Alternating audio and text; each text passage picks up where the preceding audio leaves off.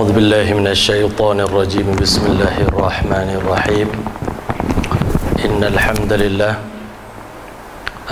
لله نحمده ونستعينه ونستغفره ونؤمن به ونتوكل عليه ونعوذ بالله من شرور أنفسنا ومن سيئات أعمالنا من يهده الله فلا مضل له ومن يضلل فلا هادي له أشهد أن لا إله إلا الله وحده لا شريك له وأشهد أن سيدنا وحبيبنا ومولانا محمدا عبده ورسوله أما بعد لقد قال الله تبارك وتعالى في القرآن المجيد بعد أعوذ بالله من الشيطان الرجيم بسم الله الرحمن الرحيم اقرأ باسم ربك الذي خلق خلق الإنسان من علق اقرأ وربك الأكرم الذي علم بالقلم علم الإنسان ما لم يعلم وقال تعالى يا أيها النبي إنا أرسلناك شاهدا ومبشرا ونذيرا وداعيا إلى الله بإذنه وسراجا منيرا صدق الله العظيم وقال النبي صلى الله عليه وسلم أنا سيد ولد آدم ولا فخر بيدي لواء الحمد يوم القيامة ولا فخر صدق الله العظيم وصدق رسوله النبي الكريم ونحن على ذلك من الشاهدين والشاكرين والحمد لله رب العالمين. Assalamualaikum warahmatullahi ta'ala wabarakatuh. Yang saya muliakan Tuan Pengerusi Majlis merangkap Tuan Imam Fadilatul Syekh Ustaz Amirul Aqif, yang saya hormati Barisan Ahli Jawatan Kuasa Surah Putra Al-Amin, yang saya amat hormati juga Fadilatul Syekh Ustaz Farhan Da'i, adinda saya yang kebetulan datang untuk Masya Allah bersama dengan kita pada malam ini. Ahlan wa sahlan wa marhaban Ustaz. Dan tuan-tuan, puan-puan, muslimin, muslimat, hadirin hadrat yang dirahmati oleh Allah SWT sekalian. Alhamdulillah, thumma alhamdulillah, bersyukur kita kepada Allah Subhanahu wa taala. Semenjak daripada tak salah saya 14 bulan 3 yang lalu, kuliah saya yang terakhir di salah sebuah surau ataupun masjid di Putrajaya ni, saya tak ingat nama suraunya. Itulah kuliah terakhir saya sebelum PKP. Dan alhamdulillah sepanjang PKP kita buat kuliah secara online, tak pernah lagi buat kuliah secara offline. Jadi alhamdulillah pada malam ini online dan offline-nya dua-dua diizinkan oleh Allah Subhanahu wa taala. Dan tak dapat dinafikan bahawasanya menghadiri kuliah agama ini pun satu nikmat yang sangat besar yang Allah Ta'ala berikan kepada kita, terutama orang-orang masjid, yang mana Allah Ta'ala pilih kita menjadikan masjid sebagai rumah kita. Maka Allah Ta'ala akan muliakan kita dengan majlis-majlis ilmu sebegini. Maka tiadanya majlis ilmu selama beberapa bulan sudah tentu akan menggamit kerinduan yang sangat mendalam di hati kita. Masya Allah, kalau orang cakap penceramah ni, kalau dia tak pegang mic dia boleh demam. Begitulah juga kadang-kala Masya Allah pendengar ceramah pun, kalau sehari tak dengar ceramah, kadang-kala kita pun boleh rasa macam hari itu ada kekurangan dalam diri kita. Masya Allah. Lebih-lebih lagi kita Masya Allah warga Surau Putra Al-Amin, Masya Allah, yang mana saya kira Masya Allah sepanjang saya berjalan dalam kuliah-kuliah saya tengok komitmen Masya Allah AJK Surau Putra Al-Amin ni Masya Allah begitu tinggi. Jadi saya rasa bila mana dijemput untuk datang ke sini, saya rasa macam tak boleh tinggal kuliah di sini Masya Allah. Kerana apa? Semangat dan juga orang panggil iltizam daripada AJK di sini menjadikan kami ini rasa rindu datang ke sini Masya Allah. Jadi menyambung kembali pengajian kita daripada kitab Sirah An-Nabawiyah karangan Syekh Muhammad Al-Khudari Bik, seorang pengkaji sejarah daripada Universiti Al-Azhar, mengarang kitab yang sangat-sangat ringkas dan simple yang diberi nama Nurul Yaqin. Masya Allah, saya mengaji kitab ini pada tahun 94 yang dahulu. Jadi alhamdulillah setelah kita selesai belajar, rasanya kitab ini patut dikongsi dengan masyarakat, sebab cerita dia ringkas tetapi Masya Allah mengandungi pengajaran yang besar bagi mereka yang nak mempelajari tentang Sirah An-Nabawiyah. Masya Allah, perjalanan hidup kekasih kita baginda Muhammad sallallahu alaihi wasallam. Maka sampailah kita pada malam ini ke halaman yang ke-25, tajuk yang diberikan Badul Wahyi, permulaan wahyu. Kalau kita belajar kitab Sahih Bukhari pun, bab yang pertama daripada Kitabul Iman babun kaifa kana badul wahyi, bab bagaimanakah permulaan wahyu ini turun kepada junjungan besar Nabi kita Muhammad sallallahu alaihi wasallam. Kita nampak wahyu ni macam kecil pada pandangan kita, ya. Pada pandangan kita, kita nampak wahyu ni macam benda yang simple, yang sederhana. Tetapi hakikat sebenarnya, sebelum turunnya wahyu, semua manusia nak memahami sesuatu guna akal, guna kefahaman sendiri. Sebelum turunnya wahyu ni, manusia semua agak-agak belaka. Dan Allah telah beritahu, wa inna zanna la yughni minal haqqi syai'a. Sesungguhnya sangka-sangka, agak-agak, rasa-rasa ni tidak memberi faedah yakin yang sebenar-benarnya. Manusia agak rasa Tuhan macam mana, rasa-rasa kot inilah Tuhan kita, rasa-rasa inilah cara ibadat. Nak rasa syukur pada Tuhan tu tak tahu nak menggambarkan macam mana, rasanya inilah cara yang paling baik nak bersyukur, beribadat kepada Tuhan. Rasanya nak hormat ibu bapa, cara paling baik beginilah cara dia. Nak hormat suami sampai sujud di kaki suami, rasanya itulah kaedah yang terbaik. Sehinggalah Allah telah turunkan wahyu kepada Nabi Muhammad sallallahu alaihi wasallam. Dan tak salah saya, dalam surah Asy-Syura ketika mana Allah SWT menceritakan tentang permulaan wahyu ini, Allah sebut, wa kadzalika awhayna ilaika ruham min amrina, demikianlah kami wahyukan kepada kamu wahai Muhammad bagaimana cara untuk mengajarkan agama ini kepada umat kamu. Ma kunta tadri mal kitab walal iman, sebelum turunnya wahyu, engkau sendiri walaupun engkau kekasih Allah, orang paling alim, orang paling baik, engkau sendiri pun tak tahu apa itu Quran, apa itu iman. Nabi Muhammad pun tak tahu Quran. Sebelum Nabi menerima Quran, Nabi tak tahu pun Quran itu apa. Sebab itu pada hari pertama Nabi berjumpa dengan Jibril, Nabi sendiri pun tak tahu kenapa ni, apa dah jadi dengan aku, di mana silap aku, apa kekurangan aku. Nabi sendiri pun tak tahu. Nabi pun ketakutan menerima wahyu daripada Allah Subhanahu wa taala. Ma kunta tadri mal kitab wal iman walakin ja'alnahu nuran, tetapi kami jadikan wahyu ini, kami jadikan Al-Quran ini, kami jadikan Islam ini satu cahaya. Nahdi bihi man nasya'u min ibadina, yang kami pimpin siapa yang kami kehendaki di kalangan hamba kami melalui pimpinan tuntunan Al-Quran ini, siapa yang kami kehendaki di kalangan hamba kami. Wa innaka la tahdi ila siratim mustaqim, sesungguhnya engkau wahai Muhammad kekasihku, engkau akan membimbing manusia ini. Setelah Allah bagi hidayah, Nabi Muhammad akan membimbing mereka ke jalan yang lurus. Masya Allah.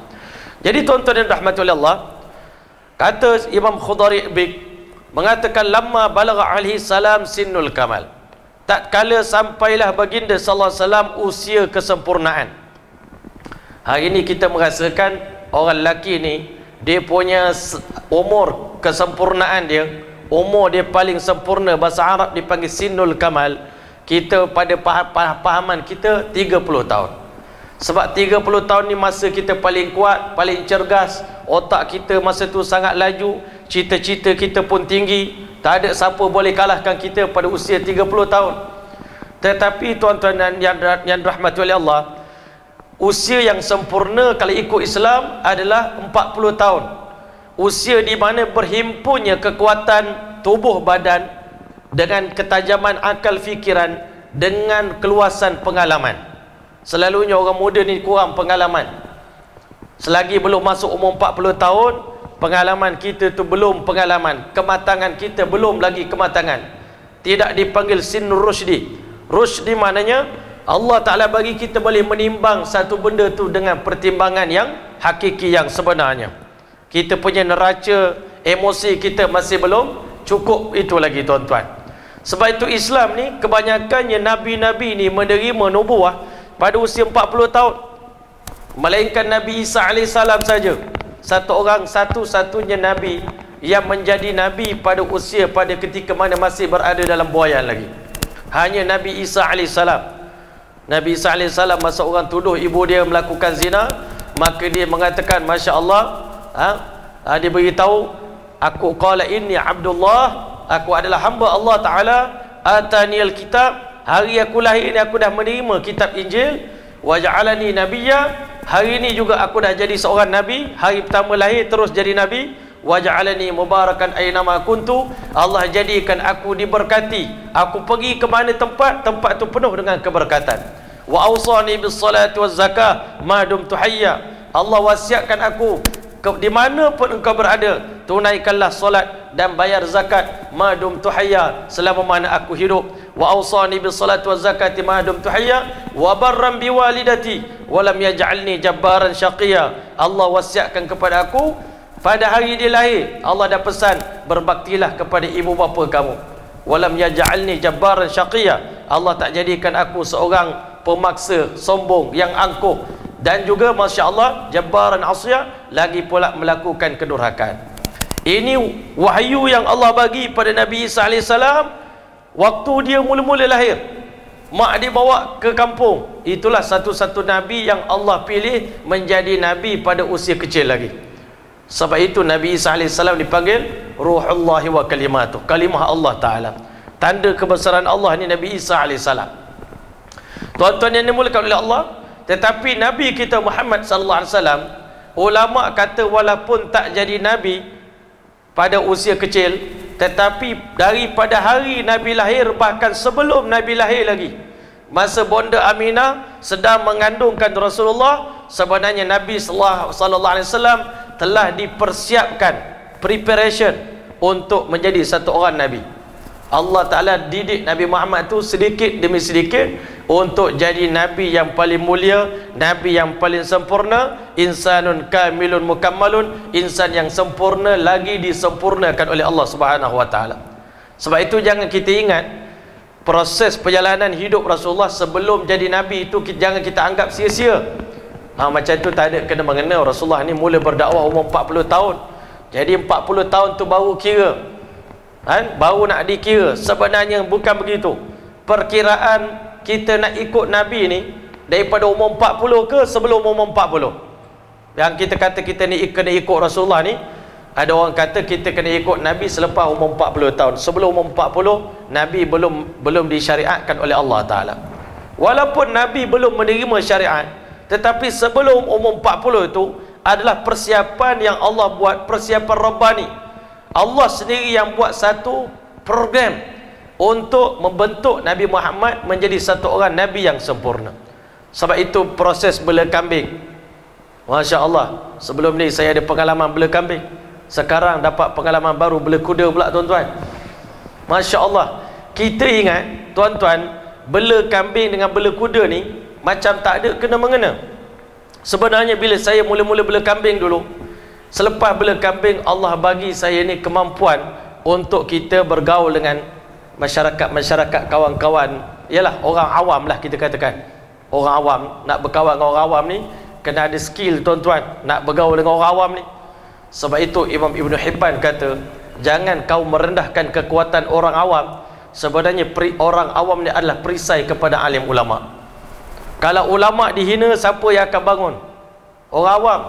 Sebab itu kita jangan pernah merendahkan dalam statement kita. Jangan pernah kita mempersendakan, merendah-rendahkan orang awam di hadapan kita. Walaupun ada pepatah mengatakan al-awam kal-an'am.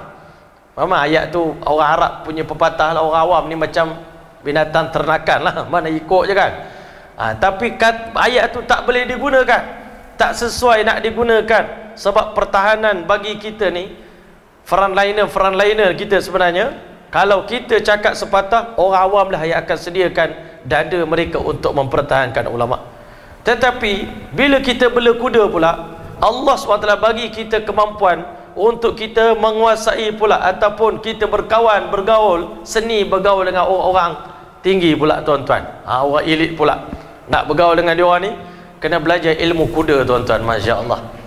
Saya belajar dengan satu orang Shifu, juara dunia memanah dan berkuda.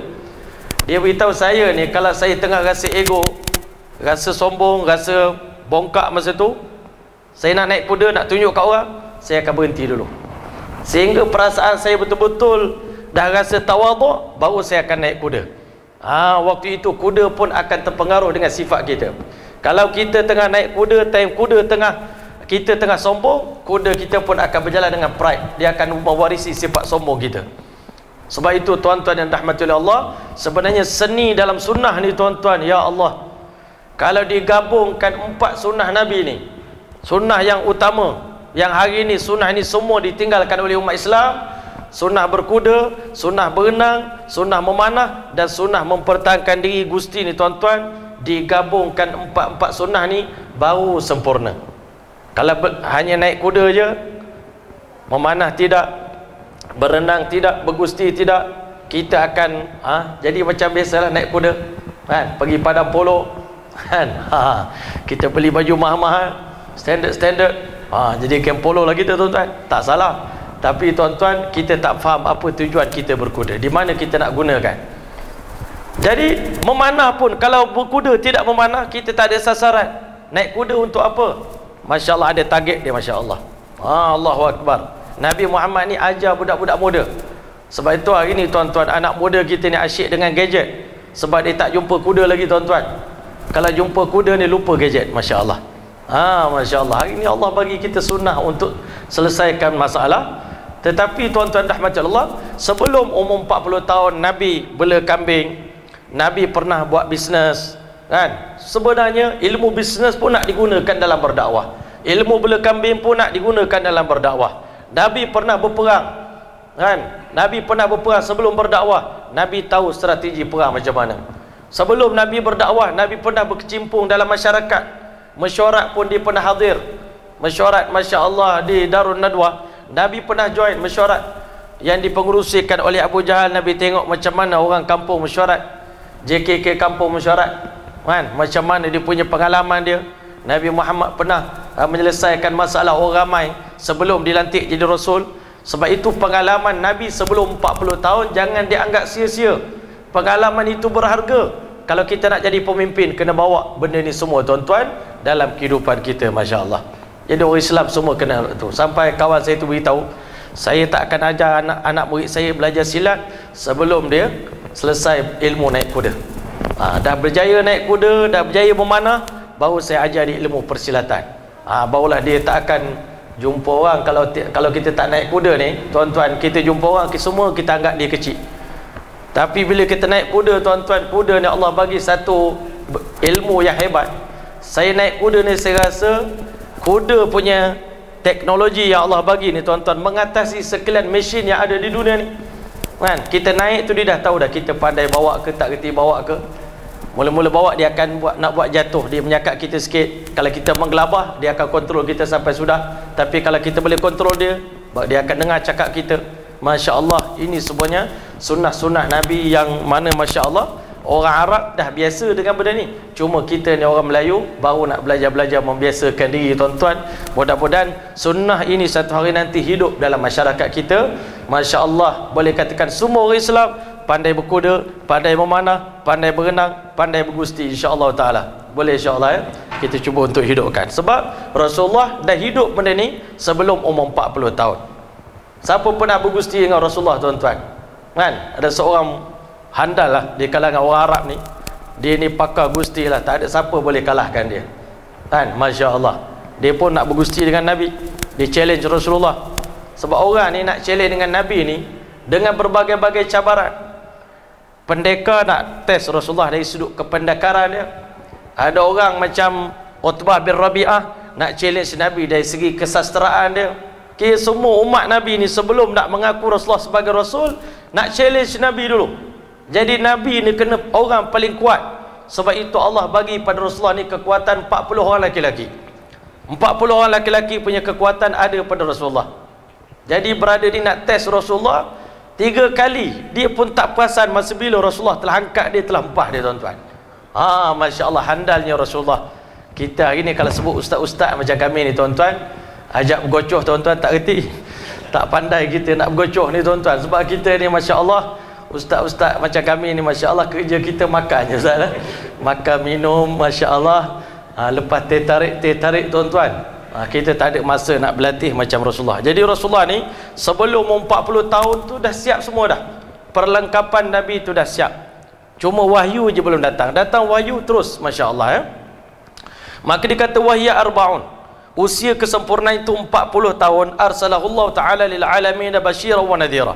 Allah hantar baginda sallallahu alaihi wasallam bukan untuk orang Mekah Madinah.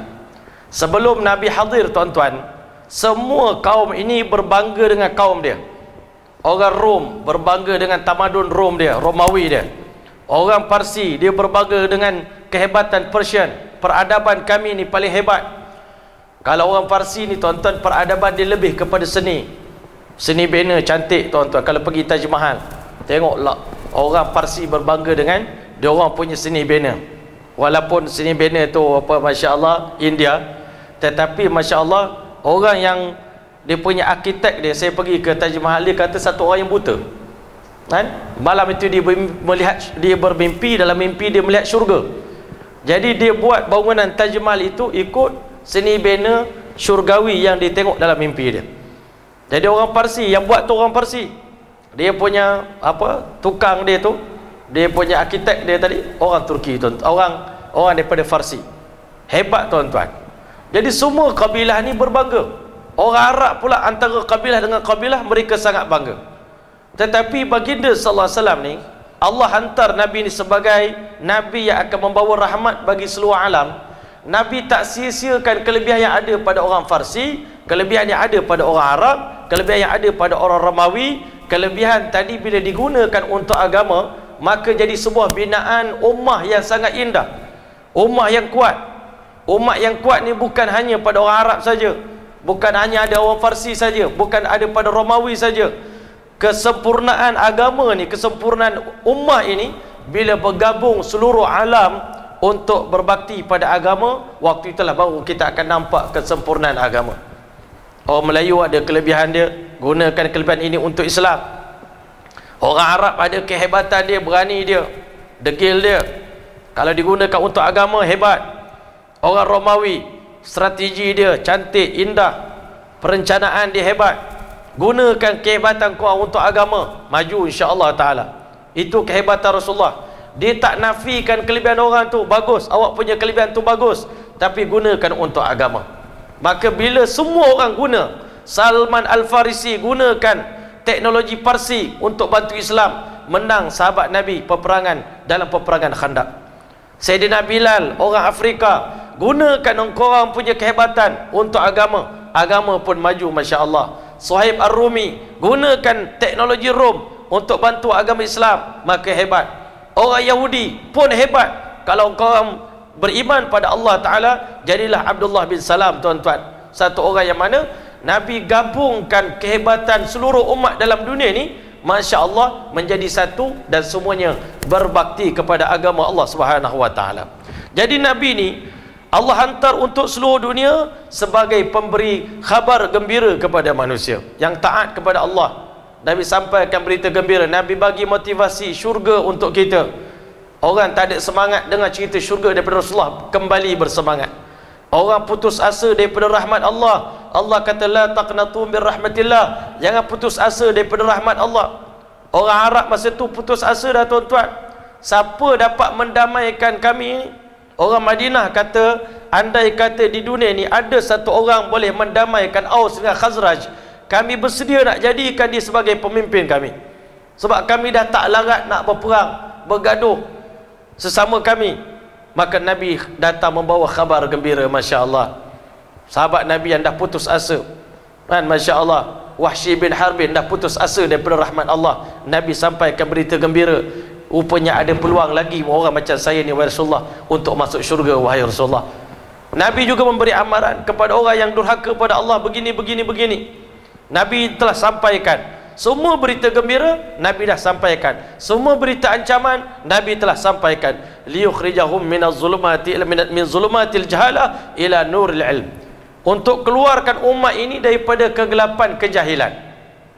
Hidup di zaman jahiliah ni tuan-tuan gelap. Jahil ni satu kegelapan. Sebab itu kita jangan pernah berbangga. Yalah, betul lah, kita kadang-kadang mengaku saya ni jahil ustaz. Yalah, mengaku jahil tu bagus, satu kebaikan. Tapi nak keluarkan diri daripada menjadi orang jahil kepada orang alim. Sahabat Nabi semuanya dilahirkan sebagai orang jahil. Sahabat Nabi ni semua jahiliah dulu. Tapi kenapa sebelum wafat, dalam tempoh 23 tahun berkawan dengan Nabi, sahabat ni berubah menjadi orang alim? Kadang-kadang kita ni, saya jahil ustaz, saya jahil, sampai mati jahil. Tak betul. Sampai mati jahil tak betul. Bermula sebagai orang jahil tak apa, tapi mati mesti sebagai seorang alim. Macam para sahabat Nabi, barulah sempurna tujuan Nabi dihantar untuk mengeluarkan kita daripada kejahilan kepada nurul ilmi, kepada cahaya ilmu yang terang benderang. Sebab apa tuan-tuan? Ibadat orang jahil tidak makbul tuan-tuan. Allah tak terima ibadat yang dibuat dalam keadaan jahil. Mula-mula tak apalah, mula-mula hijrah ni tuan-tuan, mula-mula nak berubah, dimaafkanlah kita ni kalau mengaku jahil. Tapi kalau dah 10 tahun berhijrah, 20 tahun berhijrah, kita masih gunakan alasan kita orang jahil dan kita tak mengaji dengan siapa-siapa, tak cuba belajar Quran, tak cuba belajar ilmu fiqah, ilmu hadis, ilmu tasawuf, kita tak belajar tuan-tuan, kita duduk mengaku diri kita orang jahil sampai mati, tak dimaafkan tuan-tuan. Melainkan kita ni kalau duduk di atas gunung, langsung tak ada tuan guru datang mengajar, lepas tu kita mati sebagai orang jahil, mungkin dimaafkan oleh Allah Ta'ala. Itu pun kalau boleh turun daripada gunung cari ulama, kena bermusafir. Imam Syafi'i lahir di Gaza, menuntut ilmu di Baghdad, bermusafir ke Mekah tuan-tuan, dan mati di Mesir tuan-tuan. Imam kita Imam Syafi'i menuntut ilmu. Jadi sebab itu tujuan Allah hantar Nabi ni untuk keluarkan umat daripada kejahilan hanya akan berjaya kalau kita semua ni yang ada sekurang-kurangnya dalam majlis ilmu ni tuan-tuan, kita lahir sebagai orang jahil tak apa. Sebab memang Allah Ta'ala pun lahirkan mana-mana ulama besar dalam dunia ni pun lahir sebagai orang jahil. Tak ada orang yang lahir terus jadi alim, jadi ulama, tak ada. Apa yang beza dengan dia orang dengan kita? Kita lambat sikit kena, lambat sikit dapat hidayah.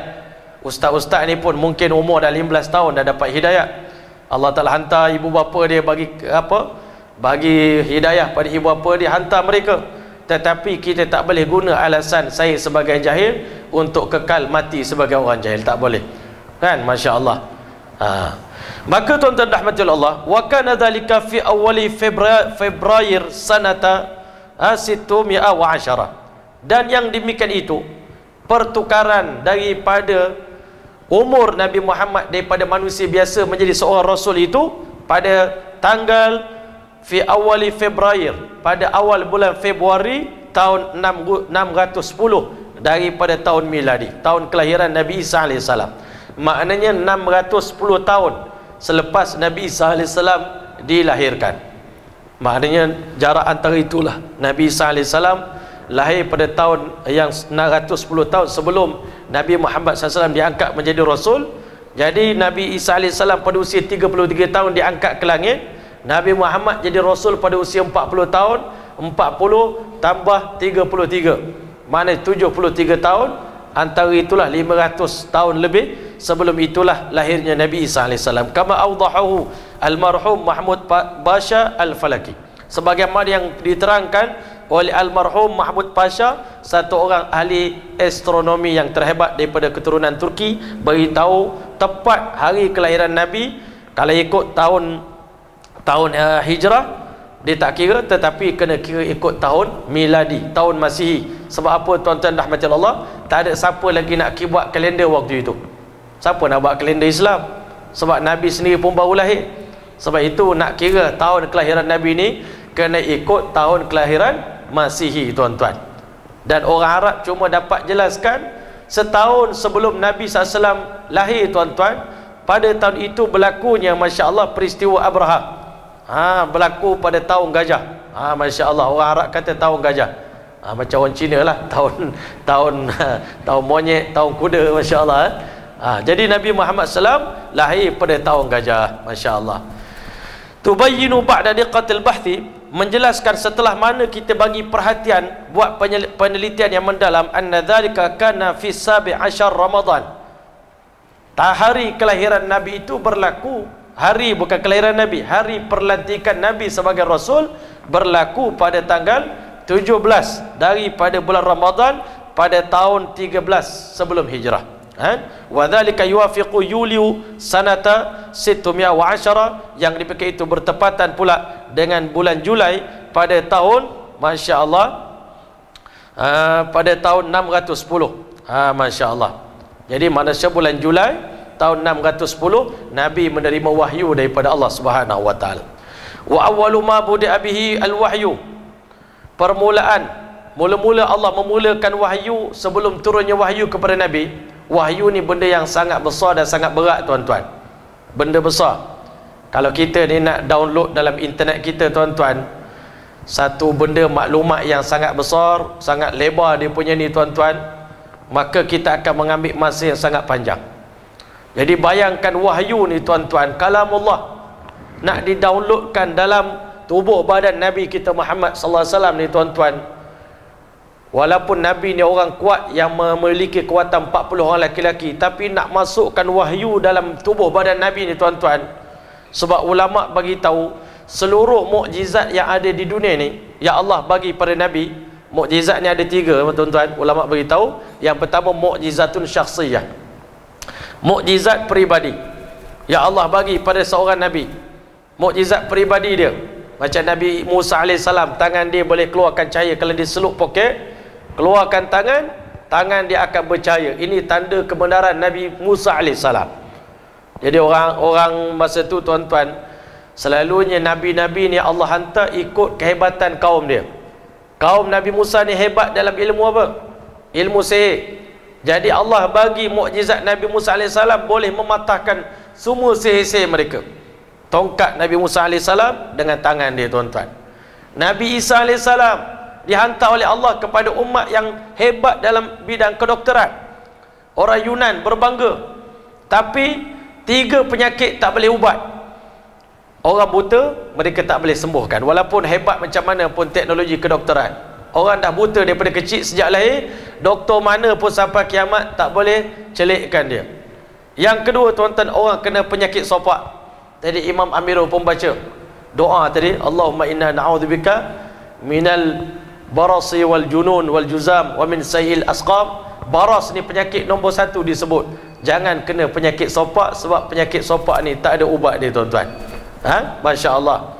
Nabi Musa Isa AS, Allah SWT bagi dia penyakit yang ketiga yang semua doktor tak boleh rawat dalam dunia ni, penyakit mati tuan-tuan. Orang mati, doktor hebat macam mana pun tak boleh hidupkan. Tetapi Nabi Isa AS, Allah bagi dia mukjizat mengalahkan semua doktor-doktor yang ada di dunia pada ketika itu. Tuan-tuan, dikalahkan dengan mukjizat Nabi Isa AS. Sapu mata orang buta, celik. Sapu penyakit sopak dengan tangan, sembuh. Orang mati Nabi Isa AS pegang dia hidup. Tuan-tuan rahmati Allah, ini kehebatan Nabi Allah Isa AS. Sebelum Nabi Muhammad, semua Nabi-Nabi ada 2 mukjizat. Satu mukjizat syakhsiyah, mukjizat peribadi yang Allah bagi pada dia. Yang kedua mukjizat kauniyah, mukjizat ke atas kaun, ke atas alam ni. Nabi Musa ketuk tongkat, laut yang begitu hebat ni boleh terbelah 12 lorong. Dengan ketukan Nabi Musa AS terbelah tuan-tuan. Ini hebatnya Nabi-Nabi terdahulu. Tetapi hanya seorang saja Nabi dalam dunia Allah Ta'ala bagi kepada baginda sallallahu alaihi wasallam mukjizatun aqliyah, mukjizat akal. Hari ini banyak orang umat akhir zaman ni kena penyakit etis tuan-tuan. Dapat dia punya gejala atheism. Semua orang tak percaya Tuhan, semua nak guna logik. Sebab itu siapa yang guna logik, dia berdebat dengan pendebat kita sekarang adalah Dr. Zakir Naik, Masya Allah. Bila kita guna Quran, guna hadis tuan-tuan, hebat macam mana pun akal manusia ni tak boleh lawan. Akal manusia ni cerdik macam mana pun akan tunduk dengan mukjizat Al-Quran. Sebab tu kalau kita berdebat dengan orang guna Quran tuan-tuan, Allah Ta'ala pasti akan bagi kemenangan. Tak ada siapa boleh mengalahkan kalam Allah. Tak ada siapa boleh lebih tinggi daripada perkataan Allah Subhanahu Wa Ta'ala. Jadi sebab itu tuan-tuan, Allah bagi pada Nabi Muhammad ni mukjizatun aqliyah. Baru ni satu orang masuk Islam tuan-tuan, kawan-kawan dia yang daripada non-Muslim beritahu, dia kata kalau nak tahu Islam ni betul tak betul, dia cakap ke kawan dia, tengok Quran. Oh ya, Quran itu bukan kalam Allah, dia kata, bukan perkataan Tuhan. Itu adalah orang cerdik mana-mana yang dulu-dulu punya zaman Nabi Muhammad pergi belajar ilmu dengan dia kan. Jadi dia pun belajar Quran daripada tok guru tadi, belajar ilmu sastra daripada tok guru tadi, akhirnya dia buat buku nama Quran Rasulullah ni. Maka kita jawab balik, kalau ada tok guru yang mengajar Rasulullah, baik tok guru tu mengaku jadi Nabi kan, biar dia mengaku dia jadi Nabi, sebab dia hebat pada Rasulullah. Mesti tok guru lagi hebat pada Nabi. Kan? Ini Nabi Muhammad SAW 40 tahun berkawan dengan orang Arab ni. Nabi Muhammad tak pernah bersyair pun. Nabi Muhammad ni orang Arab terror syair. Nabi Muhammad tak reti syair. Kalau Nabi Muhammad ni bersyair daripada muda lagi, dah sastra, dah berpuisi, bersajak, berpantun tuan-tuan. Tiba-tiba masuk umur 40 tahun, Nabi keluar Quran, mana ini syair versi barulah ni. Kan? Sedangkan Allah sendiri turunkan satu surah dalam Quran yang bernama surah Syu'ara, surah para penyair, yang mana Allah SWT sendiri mengutuk para penyair jahiliyah, bukan penyair Islam. Penyair Islam bagus, penyair jahiliyah ni, wasyu'ara'u yattabi'uhumul ghawun. Kan? Para penyair ni zaman Arab jahiliyah ni, kebanyakan mereka ni mereka ni tukang karut, masya-Allah. Tukang karut. Kalau Islam tak datang tuan-tuan, kita sendiri pun di Barat kita pun, kalau tak masuk Islam, pantun kita pun tuan-tuan, lagu kita masya-Allah. Kan? Apa pernah dengar lagu kecil-kecil dulu tuan-tuan? Kan? Zainab seorang budak nakal, hari-hari dia curi jambu, nanti nampak di tok penghulu, nanti dia kena palu. Tuan-tuan, syair kita dulu-dulu tuan-tuan. Kan? Pantun-pantun kita ni. Kalau tak ada Islam tuan-tuan, mengarut je, kosong, tak ada langsung nilai-nilai pendidikan. Kan? masya-Allah. Tuan-tuan, alam tara annahum fi kulli wadi yahimun. Tidakkah engkau lihat para penyair ini, dia bergerak daripada satu wadi ke satu wadi, nak cari glamour tuan-tuan, nak cari pengaruh supaya orang pandang kehebatan dia. Wa annahum yaquluna ma la yaf'alun. Allah sendiri sebut para penyair ni, dia cakap benda hak tak dibuat pun. Kan? Tak percaya, kita tengoklah lagu-lagu kita tuan-tuan. Kita memuji perempuan, ada masa kita nyanyi lagu sedih, padahal kita tak putus cinta pun. Kan? Ada orang putus cinta tapi kena nyanyi lagu-lagu yang sedih, yang menggembirakan. Maknanya penyair ni dia tak keluarkan apa yang ada dalam hati dia betul-betul.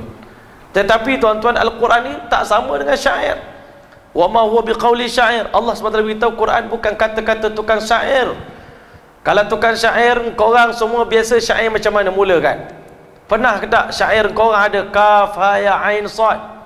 Pernah ke dalam syair orang Arab ada Taha, ada Yasin, ada Hamim, ada Alif Lam Mim? Orang Arab, kalau benda ni budaya orang Arab, macam mana ni? Al-Quran ni lain langsung, tak sama langsung. Penyair ni tuan-tuan, dia satu cerita, di waktu tu je dia boleh buat. Orang Arab ni punya kehebatan tuan-tuan, dia boleh buat syair spontan. Itu kalau orang terror syair spontan. Tengah-tengah duduk diam-diam, tiba-tiba ada satu benda, tetamu datang, terus keluar syair memuji tetamu dia, begini, begini, begini. Orang Arab, syair Arab jahiliah dulu tuan-tuan, yang mana orang Arab ni tuan-tuan, biasanya syair ni awal dia tak ada benda, tetapi kalau tuan-tuan tengok syair-syair Arab jahiliah, hebat dia yang menjadikan dia tu digantung. Sebelum Rasulullah datang, ada apa, al-asyara al-mu'allaqah, as-sabah mu'allaqah, 7 syair yang terbaik yang dikeluarkan, yang dideklamasikan oleh penyair-penyair yang hebat. Maka 7 syair itu sentiasa digantung di dinding Kaabah. Ada competition penyair yang terhebat sebelum Nabi SAW dilantik menjadi Rasul tuan-tuan. Waktu tu kira siapa jadi penyair ni tuan-tuan, diabadikan syair pada dinding Kaabah tuan-tuan. Rasanya kalau kita jadi tukang syair tu tuan-tuan, jadi Farazdak, jadi Umru'ul Qais tuan-tuan, kita mesti bangga. Kita pun sekarang bangga dengan orang putih punya kata-kata, Shakespeare punya kata-kata. Kita ingat, kita abadikan kata Shakespeare. Masya Allah, cantik itu pada mata yang memandang. Masya Allah, kita pun abadikan. Tetapi kebanyakan 7 syair yang digantung di dinding Kaabah masa itu, dia punya hebat pada ujung dia. Ujung syair itu, penutup dia, mesti dia punya killer dia tuan-tuan. Syair Arab masa itu. Jadi tuan-tuan mulia, tapi Al-Quran ini killer daripada awal lagi dah. Killer dah. Keluar Yasin. Apa makna Yasin? Alif Lam Mim. Apa makna Alif Lam Mim? Kau cerdik kan? Orang terror-terror kan? Umat akhir zaman semua bijak-bijak kan? Apa makna Alif Lam Mim? Sehebat mana pun semua ulama tafsirkan, Allahu a'lamu bi muradih. Allah yang tahu makna dia. Awal-awal lagi engkau dah tak reti apa dah. Masya Allah. Jadi tak payahlah nak nak bandingkan Quran ni dengan syair, tak payahlah nak challenge Al-Quran. Al-Quran challenge kau orang ada. Kalau kau kata Al-Quran buatan manusia, bawalah qul fa'tu, masya-Allah, fa illam taf'alu wa lan taf'alu fattaqun nar. Allah SWT beritahu, wa in kuntum fi raibin mimma nazzalna ala abdina fa'tu bi suratin min mislih. Tak boleh bawa satu Quran, bawa satu surah sebanding Al-Quran. masya-Allah. Wad'u syuhada'akum. Kalau tak mampu buat seorang, buat ramai-ramai tak apa. Satu dunia. Kalau tak mampu buat manusia saja, panggil jin sekali. Panggil jin sekali. Qul la in ijtama'atil ins wal jin ala ayatu bimithli hadzal Quran. Katakanlah Muhammad, berkumpullah manusia dengan jin untuk buat sebuah kitab yang menyamai Al-Quran. La ya'tu nabi mithlihi. Mereka tak akan mampu membuat Al-Quran sebanding Al-Quran, kitab sebanding Al-Quran, walau kana ba'dhum li ba'dhin zahira. Masing-masing bersatu tenaga fikiran. Ayat ni, perkataan ni apa yang paling sesuai nak letak kat sini? Satu orang cerdik kata, profesor kata, letak ayat ni, letak perkataan ini paling tepat. Tuan-tuan mulia, Allah SWT kata sampai kiamat tak akan ada siapa mampu untuk buat kitab seperti Al-Quran. Jadi kalau dah tak mampu, kenapa tak percaya? Dan kalau tak mampu nak buat kitab macam Quran, kenapa bila Quran datang kau tak percaya dengan Quran sebagai kalamullah? Allah dah mengakui kalamullah.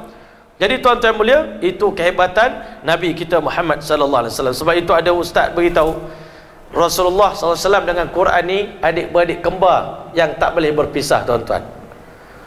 Kehebatan Al-Quran ada pada Rasulullah, kehebatan Rasulullah ada dalam Quran. Sebab itu siapa yang menerima Rasulullah SAW sebagai Nabi, dia mesti kena mentadabbur Al-Quran. Sebab Rasulullah ni kada khuluqu Al-Quran, akhlak Nabi adalah akhlak Quran, dan Al-Quran itulah Rasulullah, Rasulullah itulah Al-Quran, tuan-tuan. Masya Allah. Maka dikata, mula-mula Nabi menerima wahyu ni beberapa bulan sebelumnya, daripada memasuki umur 37 tahun, 3 tahun sebelum diangkat menjadi Rasul, Rasulullah SAW selalu melihat mimpi-mimpi yang benar. Mimpi yang benar ni tuan-tuan, sedangkan ru'yatul anbiya'i haqqun, mimpi para Nabi ni adalah mimpi yang benar. Sebenarnya mimpi itu pun dah wahyu dah, tuan-tuan. Sebab itu kalau ada orang menafikan mimpi, ada orang dia kata mimpi-mimpi ni tak boleh percaya sangat, kan? Mimpi-mimpi ni bukan syariat, kan? Tak boleh percaya. Kalau ada, Rasulullah sendiri pun sampaikan pesanan dalam mimpi, kita tak boleh nak terima 100%. Ada orang macam tu, ada orang berfahaman mimpi bukan syariat. Betul, kalau kita kaji usul fiqh, sumber syariat, mimpi tak masuk. Quran, hadis, ijma' qiyas, mimpi tak masuk. Tetapi mimpi pun dia sebagai mubasyirat, sebagai pemberi khabar gembira. Kita ni tuan-tuan, akhir zaman, kalau Rasulullah mari dalam mimpi kita, tak ke berita gembira untuk kita. Sedangkan Nabi sendiri masuk umur 37 tahun, Nabi SAW seringkali didatangi oleh mimpi-mimpi yang benar, mithlu falaqis subhi.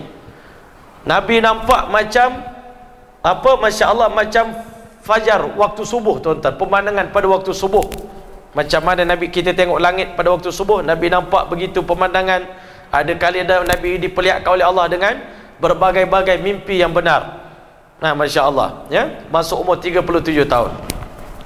Sebab itu dikata, daripada kecil Nabi ni Allah Ta'ala bagi dia persiapan rohani daripada umur hari pertama lahir sampai umur 40 tahun. Umur 37 tahun dah start mimpi, tuan-tuan. Dan masa itu juga Nabi SAW dapati perkara ajaib berlaku pada diri dia, tuan-tuan. Di mana Nabi pergi, Nabi dengar suara orang bagi salam dekat dia. Sebab itu Nabi nak pergi buang air, Nabi terpaksa lari jauh-jauh. Sebab Nabi nak buang air, ada orang bagi salam. Tengok belakang, tak ada orang, kan? Nabi ni pemalu, tak nak buang air tengah-tengah orang. Kita ni Masya Allah umat akhir zaman, sambil buang air kecil boleh sembang pula, tuan-tuan. Oh sebelah, oi kau dah siap belum, kan? Teruknya kita ni, tuan-tuan. Rasulullah ni nak buang air lari ke dalam hutan, tapi bila pergi ada batu-batu bagi salam, ada pokok-pokok bagi salam pada Nabi Muhammad. Cuma Nabi SAW tak pernah cerita pada orang. Kalau kita ni, tuan-tuan, selalu dapat gitu, kita cari kawan kita, ustaz tak tenteram jiwa saya ni, saya pergi ke mana-mana ada orang bagi salam, tapi perhati belakang tak nampak pula orangnya, kan? Rupanya batu bagi salam, rupanya pokok bagi salam, kan? Bukit bagi salam kat Nabi, kan? Masya Allah. Itu sebelum Nabi menerima wahyu. Maka dia beritahu, fakanat illa ma fakana la yara ru'ya illa ja'at mithlu falaqis subhi. Nabi SAW tidak pernah melihat mimpi melainkan datang seperti fajar yang sinar yang berlaku pada waktu subuh, tuan-tuan. Pemandangan macam waktu subuh. Maknanya bila subuh datang, apa tanda, tuan-tuan? Gelap akan hilang. Dengan kedatangan Rasulullah ni, maka tak lama lagi kegelapan ini akan dihapuskan oleh sinar Islam, tuan-tuan. Masya Allah. Sebab itu Allah Ta'ala beritahu, wa qul ja'al haqu wa zahaqal batil innal batila kana zahuqa. Bila datang kebenaran, maka akan hilanglah kebatilan, lenyaplah kebatilan. Innal batila kana zahuqa. Kebatilan inilah benda yang akan lenyap, kan? Allah Ta'ala dah beritahu. Sebab itu kita ini jangan marah dengan batil, dan jangan takut dengan batil. Dengan gelap ni jangan takut, jangan marah kepada dia, tuan-tuan. Sebab itu hari ni kita umat Islam hari ni marah dengan kekufuran, marah dengan maksiat, marah dengan kedurhakaan. Kita marah dan kita takut pula, bahaya ni, kan? Dia orang dah datang menyebarkan agama dia orang dekat budak-budak sekolah kita. Bahaya ni. Takut apa, tuan-tuan? Kan? Kalau kita datang bawa cahaya, bawa kebenaran, kebatilan akan lumpuh, akan runtuh, tuan-tuan. Hari ini yang menyebabkan batil jadi kuat ni, tuan-tuan, sebab kebenaran tidak disebarkan. Kebenaran yang kita ada ni kita sorok pada diri kita, kita sembunyikan kebenaran. Sedangkan Allah Ta'ala suruh kebenaran ini perlu disebarkan, perlu didakwahkan kebenaran ini kepada orang lain, tuan-tuan. Masya Allah. Wadhalika lima jarat bi'adatullah fi khalqi min at-tadrij fil umuri kulliha hatta tasilu ila darajatil kamal. Merupakan satu sunnatullah. Allah Ta'ala tak akan bagi kesempurnaan sekaligus pada hamba dia, kan? Nak bagi Nabi Muhammad ni jadi sempurna, satu saat Allah Ta'ala boleh sempurnakan Rasulullah ni. Masuk umur 40 tahun terus jadi Nabi, terus hafal Quran 30 juzuk, tidak. Tetapi Allah Ta'ala suka mendidik kita nak buat benda besar, biar ikut step dia, tuan-tuan, perlahan-lahan. Masya Allah. Tadrij dalam bahasa Arab, tadrij maknanya buat benda ni ikut, bagi, kalau orang ni bagi ikut dos dia, tuan-tuan, bagi ikut kemampuan dia. Allah nak mengajar kita, kita nak mendidik orang pun nanti, kalau nak terbiah anak-anak, bukan terus dia nak jadi sempurna, tuan-tuan. Hari ini masalah kita rajin tension dengan anak, sebab kita nak anak kita sempurna, kan? Kita tak nak tengok anak kita buat silap. Kita marah sangat, pantang. Kita ni dah dapat sedar, ni umur 60 tahun baru reti, tapi kita nak didik anak kita yang baru umur 2 tahun, nak dia faham macam kita faham.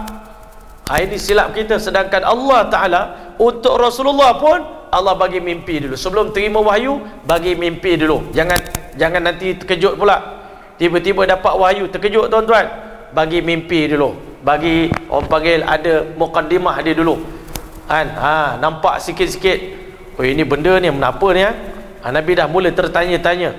Permulaan nak jadi Rasul, bukan terus tangkap terus ambil jadi Rasul, tak ada. Pelan-pelan bagi faham sikit-sikit dulu, tuan-tuan. Masya Allah. Wa minas sa'bi jiddan 'alal bashar talaqqil wahyi minal malak li awwal marrah. Merupakan satu benda yang sangat berat dan sangat susah bagi satu orang manusia untuk menerima wahyu daripada seorang malaikat pada permulaan kali. Kita tak pernah ada pengalaman apa-apa, tak pernah tahu Jibril tu macam mana, tak pernah tengok muka Jibril. Tiba-tiba datang Jibril menjenguk dalam gelap pula tu, tuan-tuan, dalam gua. Nabi pula duduk seorang-seorang. Dah sudah tentu itu tengah malam. Kalau kita tengah duduk saya saja, tuan-tuan, tiba-tiba orang datang, tak tahu daripada mana. Masya Allah. Kalau memperkenalkan diri tak apa, ini terus suruh baca, Iqra' ya Muhammad. Masya Allah. Tuan-tuan mulia, mesti menggelabah Rasulullah, kelang kabut Nabi Muhammad. Apa dah jadi ni? Tetapi Allah Ta'ala, kata ulama, akan bagi satu benda yang besar kepada orang yang ada fikir dan risau kepada umat dia. Siapa ada risau pada masyarakat, ya Allah apa nak jadi dengan masyarakat aku ini, macam mana nak berubah dia orang ni, ada fikir nak mengubah masyarakat. Orang macam ni sudah tentu akan digunakan oleh Allah Ta'ala untuk manfaat agama dia, tuan-tuan. Maka tuan-tuan, thumma hubbiba ilaihi alaihi salam, mula-mula terima wahyu Nabi rasa berat, sampai Nabi SAW ni, ialah tuan-tuan, wahyu yang turun pada Nabi Muhammad. Kita ini baca Quran easy, tuan-tuan, senang je, relax je baca Quran, sambil-sambil kan baca Quran, boleh tengok, boleh baca mesej WhatsApp lagi, tuan-tuan, sebelah-sebelah, tuan-tuan, kan baca Quran relax, sambil bawa kereta boleh baca Quran. Tetapi orang yang pertama menerima wahyu tu, tuan-tuan, nak masuk Quran dalam dada Rasulullah ni, tuan-tuan, ulama kata kalau Nabi duduk di musim sejuk, datang wahyu berpeluh dari Nabi ni kepanasan, beratnya wahyu. Kalau Nabi duduk di atas seekor unta, masa tu Jibril datang bagi wahyu, unta yang kuat terduduk, tuan-tuan. Seorang sahabat tak salah saya, Zaid bin Sabit, dia letak peha dia di bawah peha Nabi. Masa tu Nabi dapat wahyu daripada Jibril AS, dia rasa peha dia nak pecah, tuan-tuan, nak patah kerana beratnya wahyu. Semoga Allah merahmati Rasulullah SAW. Semoga Allah merahmati dia, tuan-tuan, korban dia untuk kita. Pagi besok saya akan bagi ceramah kepada budak-budak sekolah, tuan-tuan, sekolah kebangsaan Seksyen 9. Tajuk dia pengorbanan Nabi Muhammad SAW untuk membina peradaban umat. Nabi korban untuk kita, terima wahyu. Kita Quran letak kat dalam masjid, dalam almari, tuan-tuan, nampak mudah, easy. Quran boleh bubuh dalam CD, tuan-tuan, senang je. Quran boleh tulis dekat mana-mana. Tetapi orang yang mula-mula nak menerima wahyu Quran daripada Allah Ta'ala ni, Rasulullah SAW ni, tuan-tuan, sangat berat bagi Nabi SAW. Sakit badan Nabi ni terima wahyu daripada Allah Subhanahu Wa Ta'ala. Bayangkan perkataan Allah nak masuk dalam badan satu orang hamba Allah, dalam badan manusia, tuan-tuan. Kalau badan kita ni pecah dah, tuan-tuan, kalau badan kita ni pecah, hancur dah, tuan-tuan. Tapi kerana badan itu badan Rasulullah, badan yang lebih kuat daripada badan malaikat Jibril AS lagi. Badan Nabi ni, tuan-tuan, masa Isra wal Mi'raj, Nabi boleh masuk ke dalam cahaya yang Jibril tak boleh masuk. Sebab itu badan ini saja mampu menerima wahyu daripada Allah Subhanahu Wa Ta'ala. Cuma kalau kita jadi Al-Hafiz, tuan-tuan, kita pun patut bersyukur juga pada Allah Ta'ala. Kita pun sama macam Nabi, ada wahyu dalam dada kita, tetapi kita tak rasa sakit macam Rasulullah sakit. Cuma nak menghafal Quran, tuan-tuan yang pernah belajar tahfiz, tuan-tuan akan faham macam mana kami dulu nak dapat Quran ni, hari-hari kena rotan, hari-hari kena cubit, hitam ni kan, badan kita ni hitam, belakang lebam-lebam. Nak terima wahyu juga tu, tuan-tuan, nak masukkan wahyu dalam otak kita ni, tuan-tuan, tanyalah ustaz kita, imam kita kan. Nampak sekarang ni orang panggil kita gelaran Al-Hafiz, nampak sedap, tuan-tuan, Wan Hilmi Al-Hafiz. Tapi tak tahu nak masuk wahyu tu dalam dada kita ni, berapa banyak rotan kita kena, berapa banyak kita kena berdiri, kena berdiri tengah panas, tak boleh sarapan pagi. Maknanya sedikit persamaan kita dengan Rasulullah tu ada. Bagi mereka yang nak menghafal Quran, memang kena bersedia untuk menerima ujian daripada Allah Ta'ala, kan, Masya Allah. Jadi kalau ada anak-anak kita belajar tahfiz, tiba-tiba balik mengadu, ustaz rotan teruk, ustaz marah, ustaz tak bagi itu, ustaz tak bagi ini, tuan-tuan, kita beritahu orang yang pertama menerima wahyu ni Rasulullah, dia sendiri pun sakit, dia sendiri pun susah. Awak nak menghafal Quran, tiba-tiba awak nak senang, awak ingat senang je Quran ni masuk dalam otak kita. Orang yang bersih hati macam Rasulullah, sekali menghafal Quran tak lupa-lupa. Kita ni kotor dosa banyak, sebab itu kita hafal hari ni ingat, esok lupa, kan, Masya Allah. Ingat awal, lupa ujung, kerana kita ni bukan Rasul, kita bukan Nabi, Masya Allah. Jadi tuan-tuan mulia, mula-mula Nabi ni terima wahyu, dia sakit, dan Nabi pun takut. Tetapi summa hubbiba ilaihi alaihi salam al-khala liyabta'id an zulumati hadzal alam wa yanqati' 'anil khalqi ila Allah. Selepas daripada dapat mimpi, Nabi mula berasakan dia perlu lari daripada suasana gelap ini, kena lari daripada kejahilan ini. Nabi SAW kena putus hubungan dengan dunia, dan dia beruzlah, beribadat dengan Allah Ta'ala. Sebab itu ini dalil daripada orang tasawuf, mengatakan sebelum Nabi berdakwah, Nabi beruzlah dulu, beruzlah bersendiri.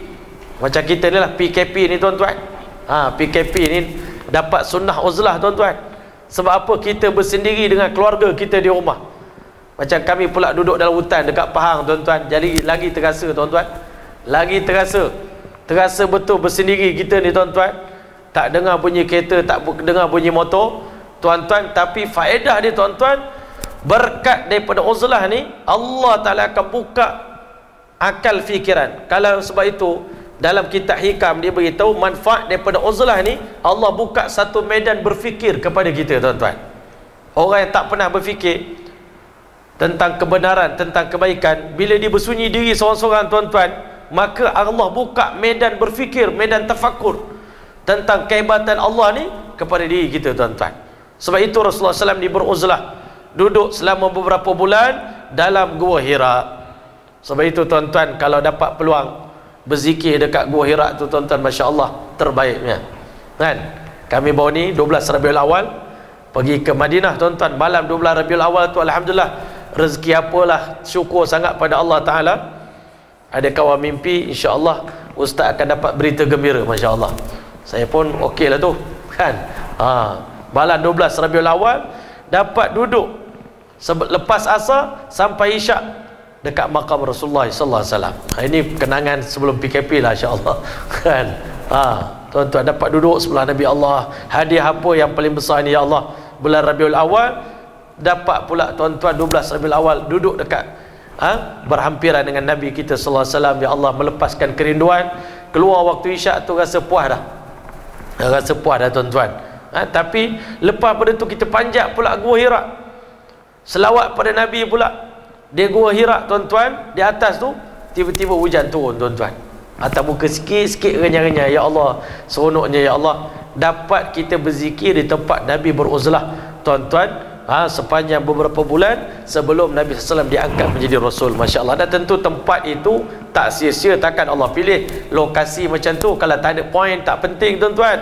Mesti penting Gua Hira tu, dan sejarah untuk selama-lamanya, Masya Allah. Maka Masya Allah, wa yanqati'ul khalqi ila Allah fa inna fil uzlati safa'us sarirah.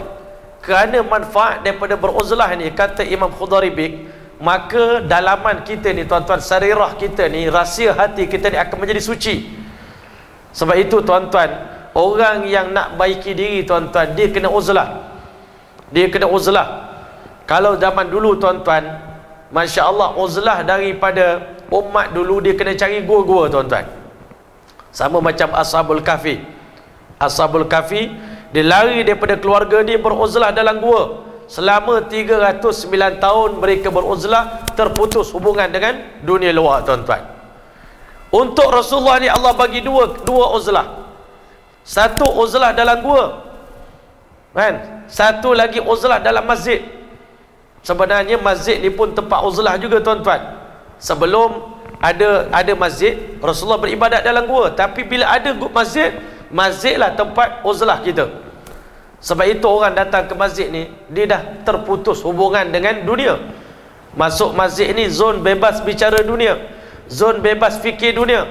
Patut duduk dalam ni, tak ada fikir dunia dah, fikir akhirat, fikir kebesaran Allah, merasakan Allah sedang melihat kita, merasakan rahmat Allah sedang turun pada kita, merasakan ketenangan, kebahagiaan, macam ikan duduk dalam air. Inilah uzlah kita. Sebab itu siapa nak bersih diri, nak dapat safa'us sarirah, kesucian dalaman kita ni, kena banyak beruzlah dalam masjid. Jadi Allah bagi istimewa umat Rasulullah, tak perlu cari gua lagi dah. Akhir zaman ini gua adalah masjid tuan-tuan. Masjid adalah gua bagi kita. Inilah tempat uzlah kita, tempat kita nak bersihkan diri kita. Sebab itu Allah syariatkan iktikaf untuk umat akhir zaman. Umat dulu tak ada iktikaf. Iktikaf dalam gua kan. Ashabul Kahfi iktikafnya dalam gua. Tapi untuk umat Rasulullah, iktikaf kita adalah dalam masjid, Masya Allah. Faham ya? Wa karat yakhlu bi ghari Hira, adalah baginda sallallahu alaihi wasallam berkhulwat, beruzlah, berkhalwat, bersunyi diri daripada orang ramai tuan-tuan di Gua Hira. Bukan maksud sunyi diri ni tuan-tuan, kita tak bercara tentang orang lain, itu silap. Ada orang faham uzlah ni maknanya kita hanya fikir kita seorang je. Aku seorang je nak selamat, aku seorang je nak dapat redha Allah, aku seorang je ibadat, aku seorang je nak masuk syurga. Itu fikir yang salah. Uzlah ni tuan-tuan, maksud dia fikir untuk selamatkan diri sendiri dan selamatkan orang lain. Nabi Muhammad duduk dalam gua Hira tu fikir macam mana nak selamatkan orang Arab jahiliah yang sedang menyembah 360 tuan di sekeliling Kaabah. Itu fikir Nabi. Bukan duduk seorang-seorang nak selamatkan diri saja, tidak. Nabi Muhammad fikir nak selamatkan orang ramai. Sebab itu Allah Ta'ala jadikan Nabi Muhammad sebagai asbab hidayah kepada umat dia, tuan-tuan. Masya Allah. Fayabta'idu fi layali dhawatil adad fataratan asyaran. Nabi Muhammad beruzlah dalam gua itu beberapa malam, kadang-kala mempunyai bilangan. Fataratan asyaran, ada masa 10 hari Nabi beruzlah. Ada masa Nabi SAW ambil masa lebih daripada sebulan. Sebab itu kadang-kala tuan-tuan, sahabat kita daripada jemaah tabligh ni tuan-tuan, dia ambil masa 3 hari, 40 hari, 4 bulan uzlah dalam masjid. Tuan-tuan daripada mana? Daripada sinilah. Beberapa hari Nabi SAW bermalam dalam gua. Masya Allah, zawatil adad, malam-malam yang mempunyai bilangan. Ada masa 10 hari, ada masa lebih daripada 1 bulan bermalam dalam gua Hira, tuan-tuan. Masya Allah. Wa kanat ibadatu ala dini abihi Ibrahim alaihissalam, adalah ibadat Nabi Muhammad SAW pada ketika itu mengikut milah Nabi Allah Ibrahim alaihissalam. Sebelum dapat wahyu, sembahyang Nabi ikut cara Nabi Ibrahim, tapi dimanipulasi pula oleh satu golongan. Aku sembahyang tak ikut cara Rasulullah, habis itu kau sembahyang ikut cara siapa? Cara Nabi Ibrahim. Masya Allah, lagi dahsyat kan, tinggi maqam dia. Mana aku tak nak sembahyang macam Rasulullah ni, sembahyang dia macam korang sembahyang ni tunggang tunggik, itu sembahyang cara Rasulullah. Aku sembahyang cara Nabi Ibrahim alaihissalam. Masya Allah, lagi dahsyat. Sebenarnya sembahyang Nabi-Nabi dulu semuanya mansuh, telah dibatalkan oleh Allah dengan datangnya sembahyang Rasulullah ni. Habis dah sembahyang Nabi-Nabi lain. Kalau Nabi Ibrahim datang akhir zaman ni pun, Nabi Ibrahim kena sembahyang sallu kama ra'aitumuni usalli. Habis tu dia kata sembahyang Nabi Ibrahim sambil basuh kereta dia sembahyang. Itu lagi hebat. Jom pergi masjid. Apalah kau pergilah dulu. Jomlah kita sembahyang. Aku tengah sembahyang lah ni. Masya Allah. Sembahyang cara siapa? Sembahyang cara Nabi Ibrahim alaihissalam. Dia kata Masya Allah. Kalau dia hidup sama Nabi Ibrahim, bolehlah dia cerita sembahyang cara Nabi Ibrahim. Tapi dia hidup cara Nabi Muhammad. Siapa yang menyampaikan riwayat sanad mana sembahyang tu sampai ke zaman sekarang ni? Ada kau orang hidup zaman Nabi Ibrahim boleh cerita pada kita ni, ini sembahyang cara Nabi Ibrahim alaihissalam? Sambil masuk kereta, insya-Allah. Wa ya'khudhu lidzalika zadahu. Dan Nabi SAW beruzlah ni bukan tinggal asbab, tuan-tuan. Kita hari ni ingat bila uzlah je Allah Rasul, makan minum pun kita Allah susun. Tidak. Nabi Muhammad pergi beruzlah di Gua Hira, Nabi ambil bekalan makanan. Bukanlah kita kata tawakal pada Allah lah, dah kita buat kerja Allah ni, Allah akan sediakanlah makanan. Betul lah, memang Allah sediakan makanan, tapi ikhtiar asbab itu wajib. Jadi Nabi Muhammad akan balik selepas bekalan habis, balik pergi ambil bekalan, balik semula ke Gua Hira, tuan-tuan. Masya Allah. Fa idza faragha raja'a ila Khadijah. Apabila selesai uzlah bahagian pertama, dia akan balik berjumpa dengan Khadijah. Fayatazawwadu limithliha. Dia akan ambil bekalan sebanyak mana bekalan yang sebelum ini. Walaupun Rasulullah ni maqam tinggi, tapi Nabi tak tinggal asbab. Nabi tetap Masya Allah mengambil makanan di rumah dia di sisi Khadijah. Hatta ja'aul haq, sehingga datanglah kepada baginda kebenaran. Wa huwa fi ghari Hira, di saat baginda sedang berada di Gua Hira. Fa bainama huwa qa'im, di saat Nabi SAW sedang berdiri, fi ba'dil ayyam 'alal jabal, saat Nabi sedang berdiri dalam gua tadi, dalam sebahagian daripada hari-hari itu, izzahara lahu syakhsun, tiba-tiba muncullah di hadapan Nabi SAW satu lembaga. Kalau kita tengok dalam buku kita dulu, lembaga kan, buku zaman kita sekolah darjah 2 dulu kan, lembaga, bukan lembaga hitam lah, ini lembaga putih ni sebab malaikat kan. Masya Allah. Waqala, lalu dia berkata, ulama bagi tahu malam ini adalah malam yang sangat hebat. Sebab yang pertama, berlakunya pertemuan Nabi ni dengan Jibril berlaku pada malam Lailatul Qadar. Yang kedua, hebatnya malam itu kerana pada malam itulah berlaku pertemuan wakil langit dengan wakil bumi kan. Allah sebut Allah yastafi minal malaikati rusulan wa minan nas. Allah Ta'ala pilih daripada kalangan malaikat ada Rasul Allah. Jibril itu Rasulullah, kan? Jibril itu sebenarnya Rasulullah. Apa makna malaikat? Malaikat maknanya Rasul sebenarnya. Sebenarnya malaikat itu pun Rasul juga, tapi Rasul malaikat. Yang ini 313 ini Rasul manusia. Rasul malaikat berjumpa dengan Rasul manusia, berlaku pertemuan itu pada malam Lailatul Qadar di Gua Hira, di saat Nabi sallallahu alaihi wasallam sedang beruzlah di Gua Hira. Masya-Allah. Jadi malam tu malam yang sangat hebat sebenarnya. Masya-Allah ya.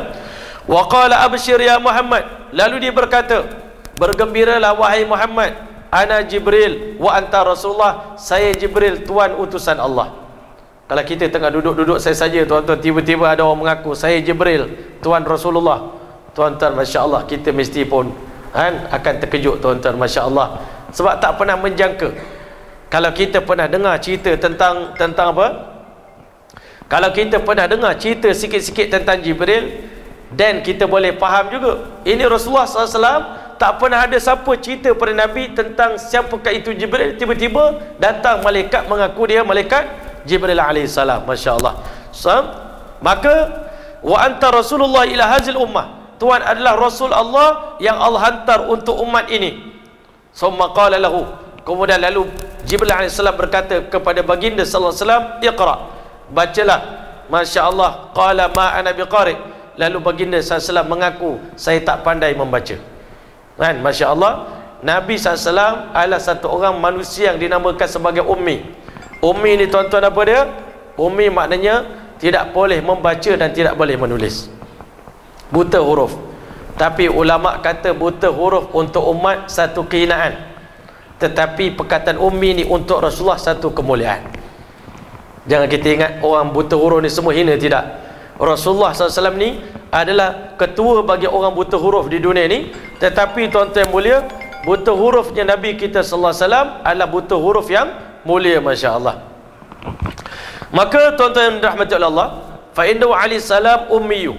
Kerana baginda SAW satu orang laki-laki ummi, la yata'allamul qira'ah qablan. Nabi SAW tak pernah belajar membaca sebelum itu. Jadi tuan-tuan, inilah barulah mukjizat. Orang tak reti baca, tak reti menulis, tiba-tiba Nabi Muhammad ini kan boleh cerita tentang syurga, neraka, akhirat. Sedangkan kunci ilmu ni membaca. Kalau satu orang tu dia kuat baca dalam perpustakaan, tiba-tiba dia keluar, dia bawa cerita pelik-pelik tuan-tuan, kita kata ini pengaruh perpustakaan lah ni, kerana banyak sangat membaca jadi gini tuan-tuan. Tapi Rasulullah SAW ni tak pernah membaca, tak pernah berguru, tak pernah menulis. Tiba-tiba keluar boleh bawa Quran yang mana satu dunia tak boleh challenge Al-Quran. Maka dah tentu ini bukan ciptaan manusia, ini bukan rekaan manusia. Ini betul-betul kalam Allah Subhanahu wa taala. Dan siapa boleh challenge sastera Al-Quran sampai hari ini? Kalau orang dulu tak boleh challenge, orang sekarang ni lagi tak boleh challenge. Sebab apa? Arab sekarang Arab Amiyah, kan? Orang dulu kaif haluka ya syekh, masya-Allah. Orang sekarang kaif halik, kan? Dah lagi langsung dah tiun dia. Kalau orang dulu tak boleh challenge, zaman orang kuat main sastra, kuat main syair dulu pun tak boleh lawan Quran. Orang sekarang, Arab sekarang lagi lah tuan-tuan. Arab sekarang pun dia pun tak tahu bahasa dia datang daripada mana dah sekarang. Campur dah, bahasa rojak lah tuan-tuan. Jadi tuan-tuan, masya-Allah, Nabi kita SAW dia beritahu, aku tak boleh baca. Mengaku sebab Nabi tak pernah belajar membaca sebelumnya. Fa'akhadahu. Lalu Jibril AS telah mengambil Nabi SAW, faghattahu bin nawat alladhi kana yanamu alaih. Lalu dia telah menyelubungi Rasulullah dengan selendang yang Nabi tidur di atas selendang itu. Jibril AS ambil kain selendang, diselubung Rasulullah SAW, dipeluk Nabi SAW dengan selendang tadi.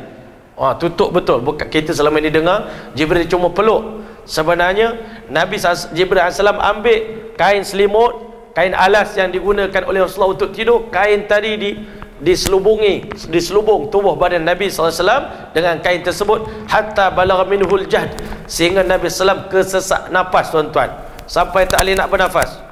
Nak beritahu pada kita, wahyu ni nak masuk dalam badan manusia bukan senang. Sesak jantung Nabi SAW dalam keadaan menerima pelukan daripada Jibril AS.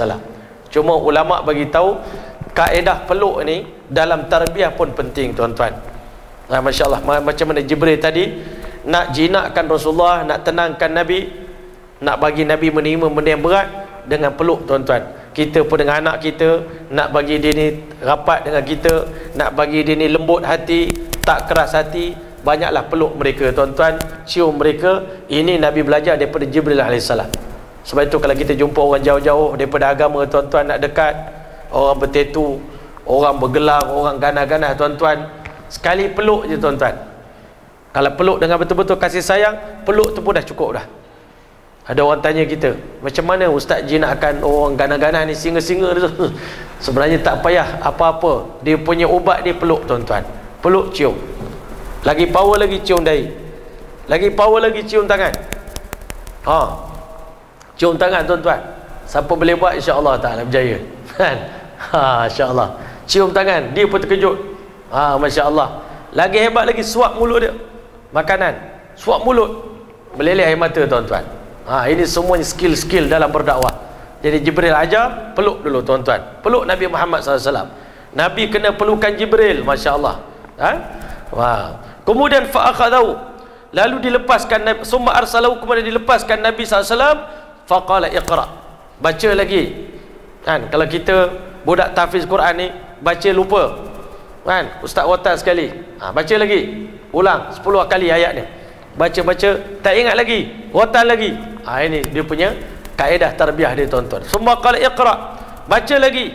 Ma ana biqari, saya tak pandai membaca. Kalau budak tahfiz tak ingat ustaz, lupa, rotan lagi, sekali lagi. 3 kali tuan-tuan dipeluk oleh Jibril alaihissalam.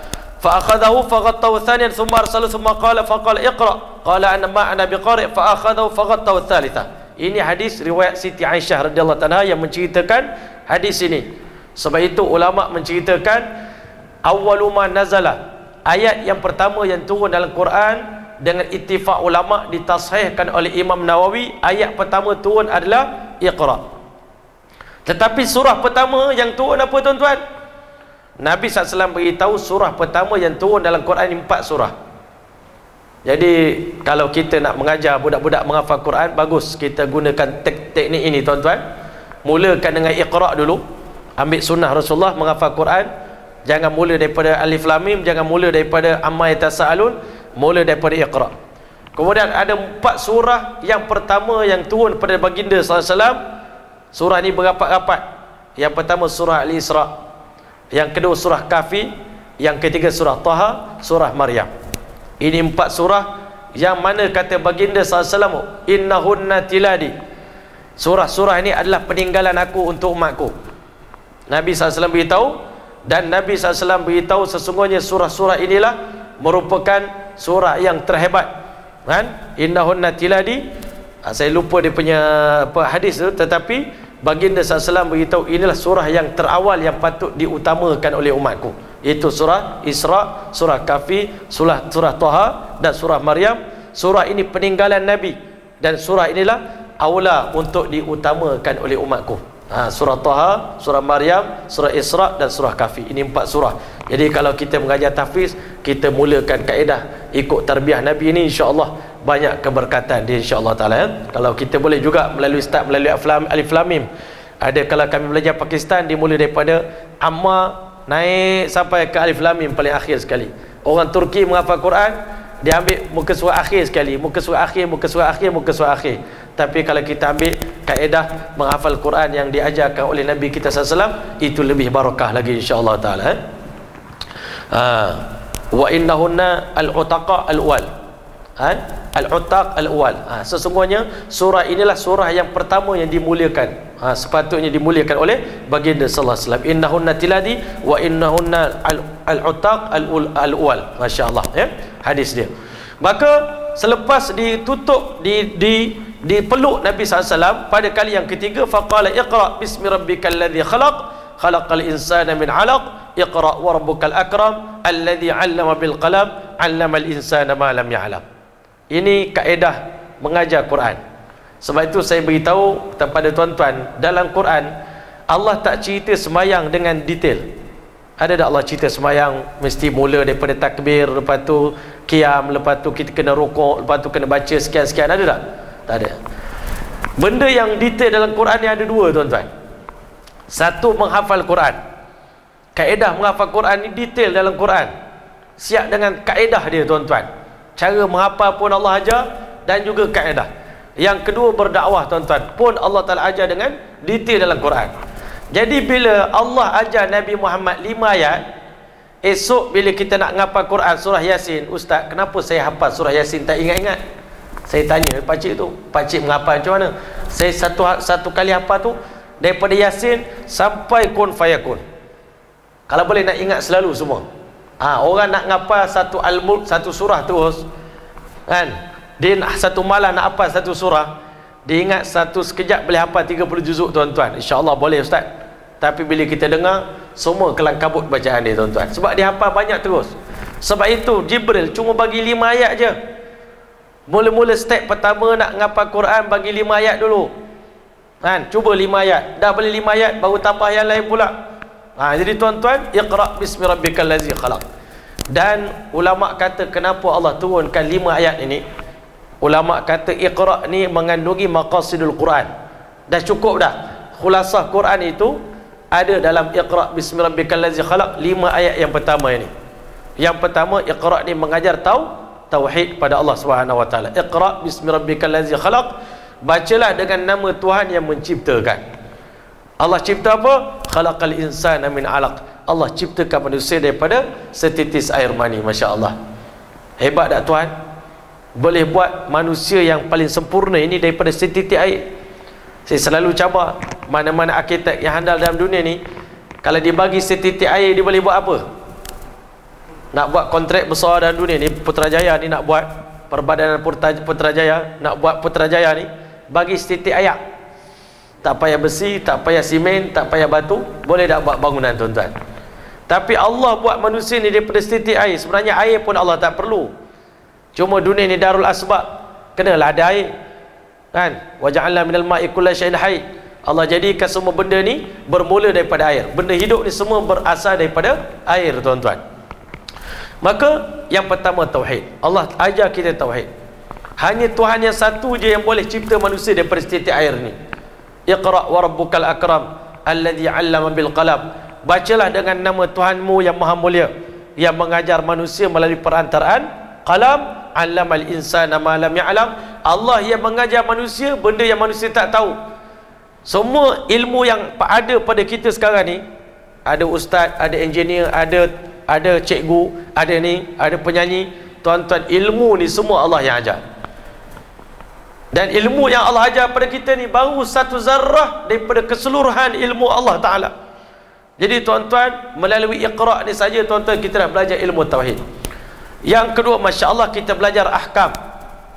Dalam Iqra' ni ada perintah Allah Ta'ala, bacalah. Allah suruh baca. Sebab itu tuan-tuan, baca Quran ni satu perintah Allah. Kalau kita baca Quran dengan merasakan ini perintah Allah, adakah kita rasa kita boleh baca lebih kurang? Adakah kita boleh baca main-main? Ini perintah Allah ni, baca Quran ni, perintah yang pertama. Walaupun Nabi Adam perintah pertama korban, tapi perintah yang pertama Allah suruh pada umat Rasulullah ni membaca. Tapi kenapa kita yang paling lemah membaca tuan-tuan? Kenapa kita paling lemah membaca? Dan kita lebih seronok baca surat khabar daripada baca Quran. Pagi-pagi tak kena surat khabar tuan-tuan, tak buka sinar harian, menggeletar tuan-tuan badan kita ni.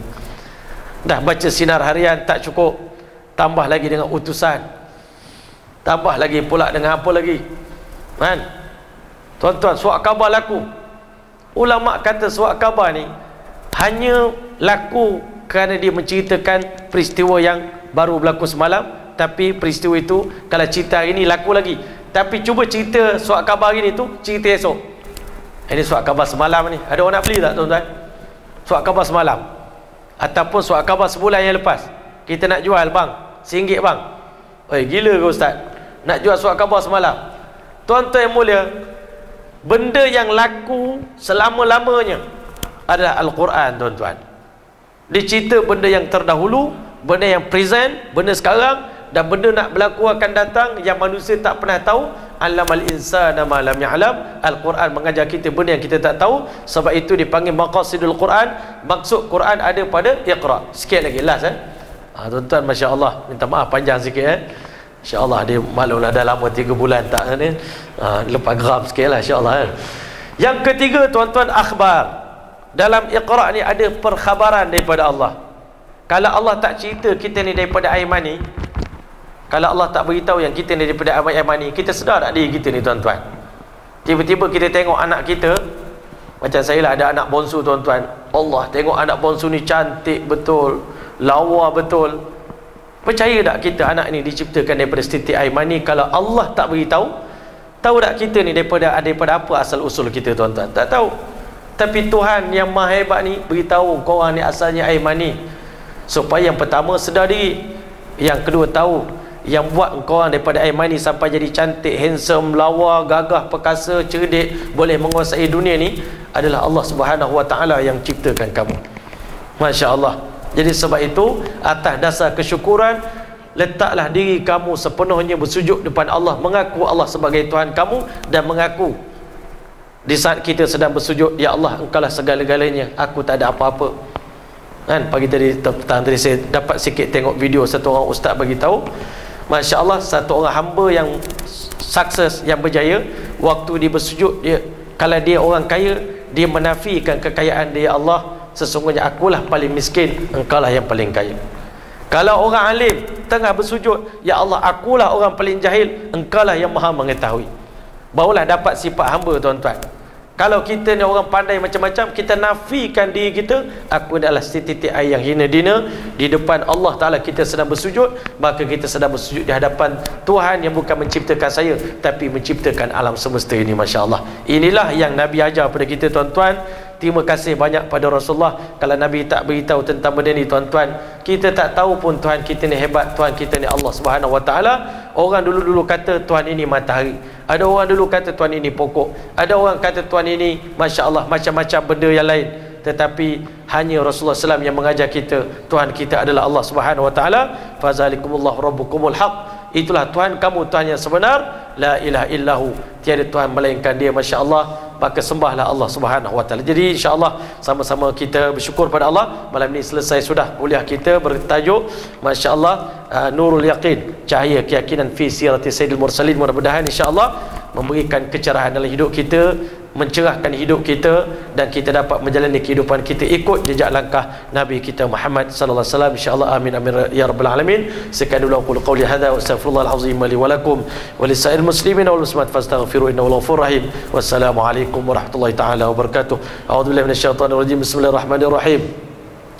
اللهم اجعل جمعنا هذا جمعا مرحوما وتفرقنا من بعد تفرقا معصوما ولا تجعل فينا ولا منا شقيا ولا محروما بمنك وفضلك وكرمك برحمتك يا ارحم الراحمين.